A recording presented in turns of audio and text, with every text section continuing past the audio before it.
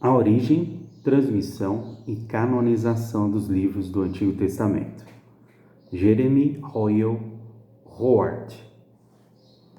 Termo cânon é usado para descrever a lista dos livros aprovados para inclusão na Bíblia. Sua origem vem de uma palavra grega que significa vara e se refere-se a um galho reto que serve de padrão para a medida. Portanto, falar de cânon bíblico é falar de livros de reconhecida autoridade, dada por Deus, cujos ensinamentos definem a crença correta e a prática certa. Observe, só os livros inspirados por Deus deveriam ser recebidos como canônicos. A Bíblia diante de você contém 39 livros do Antigo Testamento. São esses livros, certo? Quem os escreveram? Quais foram as fontes de informação? Essas perguntas são feitas por amigos e inimigos da fé bíblica. Esse artigo focalizará essas questões com o objetivo de apoiar a confiança cristã no Antigo Testamento. Fontes das primeiras histórias. Os capítulos de 1 a 11 de Gênesis são conhecidos como a história primitiva, porque abrangem eventos que ocorrem num passado distante, nas sombras do tempo primitivo.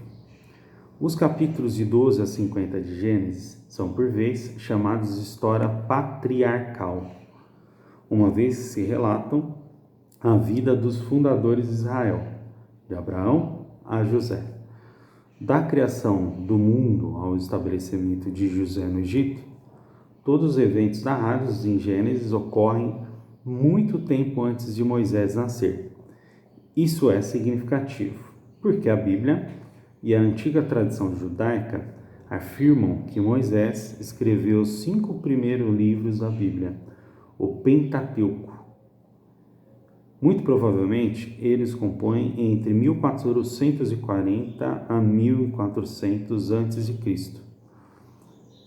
enquanto ele e os israelitas peregrinavam fora de Canaã. Muitos eventos de Êxodo e a Deuteronômio coincidem com o tempo de vida de Moisés, e assim eles os redigiu em grande parte, como a testemunha ocular. Todavia, o que dizer de Gênesis? Como Moisés conheceu detalhes a respeito de eventos e pessoas que procedem em muitos séculos? Alguns sugerem que Moisés conheceu as antigas histórias porque Deus as revelou a ele de forma sobrenatural. Nesse cenário, a ação do Senhor ao inspirar Moisés incluiria dar o grande líder aos detalhes históricos, a respeito de pessoas, lugares, épocas, até conversas tão distantes no passado. Informações que Moisés não teria conhecido se o Eterno não lhe tivesse revelado. Essa possibilidade não pode ser descartada em princípio, visto que Deus é capaz de operar tais milagres. No entanto, uma análise cuidadosa revela que o Pentateuco não indica em partes alguma que as narrativas históricas tenham sido dadas dessa maneira a Moisés. Por exemplo, Gênesis nunca afirma algo como: veio a palavra do Senhor a Moisés dizendo. Esta é a história de Abraão. Em vez disso, as narrativas do primeiro livro da Bíblia, a respeito de Abraão e outras figuras históricas, parecem relatos simples que foram transmitidos de maneira usual, por meio de registros orais e escritos, como os registros orais se originando presumivelmente logo após os eventos ocorridos. Nesse caso, poderíamos acrescentar que Deus superintendeu a transmissão dos antigos relatos orais escritos, de modo que Moisés recebeu história confiáveis e dignas da inclusão em Gênesis. O fato de Moisés possivelmente ter usado tais fontes pode parecer surpreendente a princípio.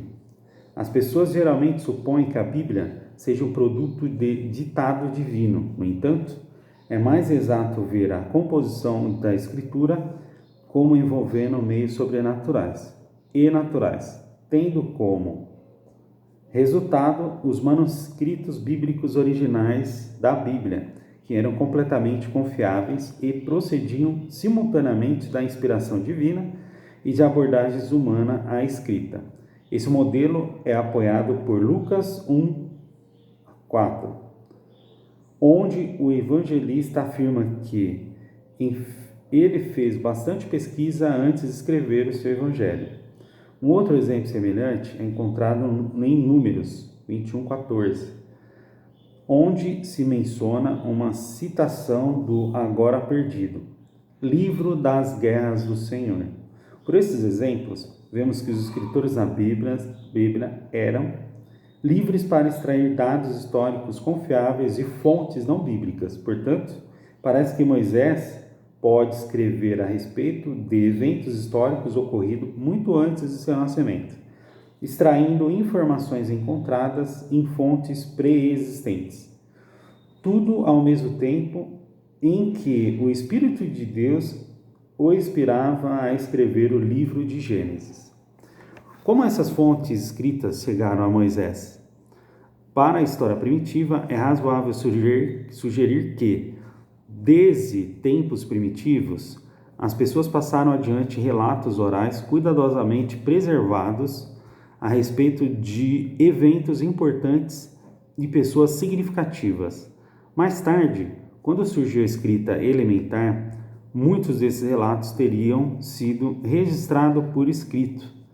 A transferência para a forma escrita pode ter ocorrido mais cedo do que comumente se põe.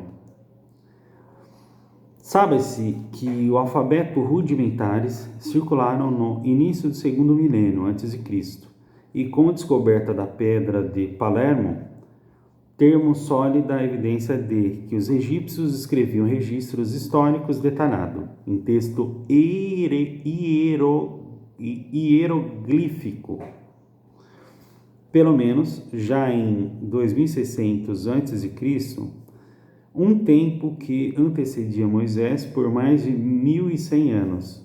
Os ricos detalhes escritos na pedra de Palermo retrocedeu o próprio nascimento do Egito, dando o nome de reis de 3100 a.C. e ainda mais antigos. À luz desse exemplo, é justo supor a recordação importantes da história humana primitiva foram preservadas e transmitidas às gerações posteriores. Não é surpresa que os escritos mais antigos não tenham sobrevivido até nossos dias, pois, para começar, eles devem ter sido raros e com certeza se perdido há muito tempo, quando os ácidos do tempo causaram a sua destruição. Mas eles sobreviveram a tempo suficiente para transmitir fatos vitais às sociedades posteriores, que aprendiam a escrever a história em formatos mais permanentes. Algumas das maiores escavações arqueológicas modernas têm descoberto textos não bíblicos antigos, que se assemelham aos relatos bíblicos do dilúvio de Noé e da Torre de Babel. Esses textos datam de 1600 a.C. e mais antigos e, em linhas gerais, eles confirmam Gênesis. Portanto, os pontos em que eles diferem de Gênesis podem refletir corrupções que entraram no conforto às culturas e se afastaram mais e mais do conhecimento de Deus. Em contraste, as pessoas que mantiveram uma fé, como a de Noé, preservaram as histórias sem corrupção. E esses são os relatos que chegaram a homens como Moisés em gerações posteriores.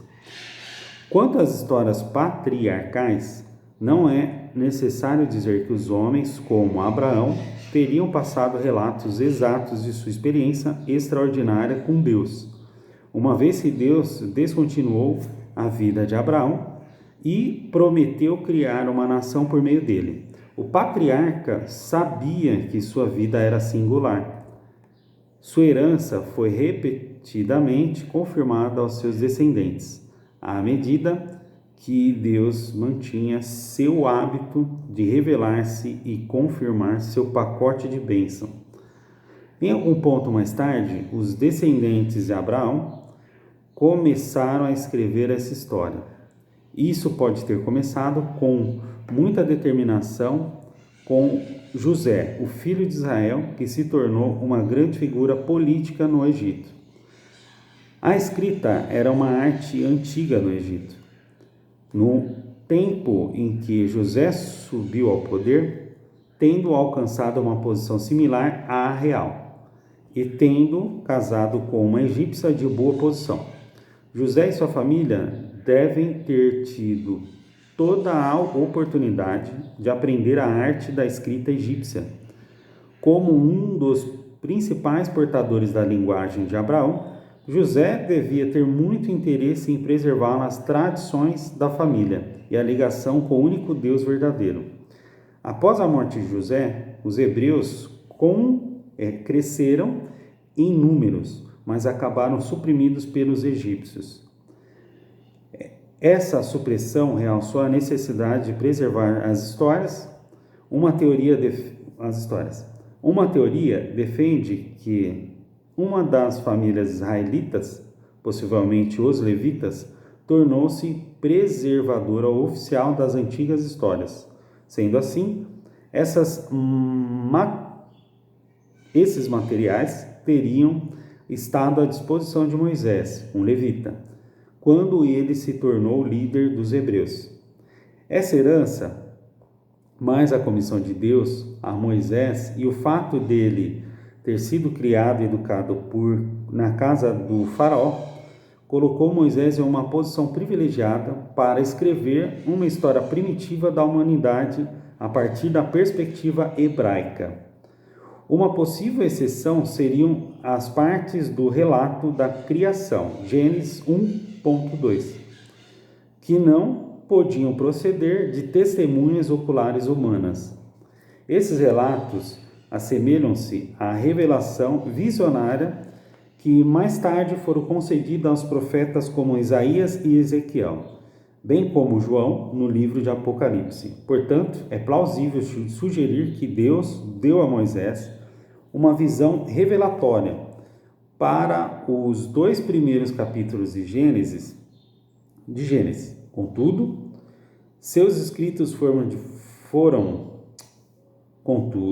em seus escritos, de forma geral, quer se estivesse usado relatos orais, quer histórias escritas ou dependendo do Espírito de Deus para revelar os relatos da criação, Moisés escreveu mais do que sabia. Em outras palavras, Moisés não podia sondar as profundezas de tudo o que escreveu, pois um autor maior do que ele soprava profundidade e profecia nas obras de sua pena.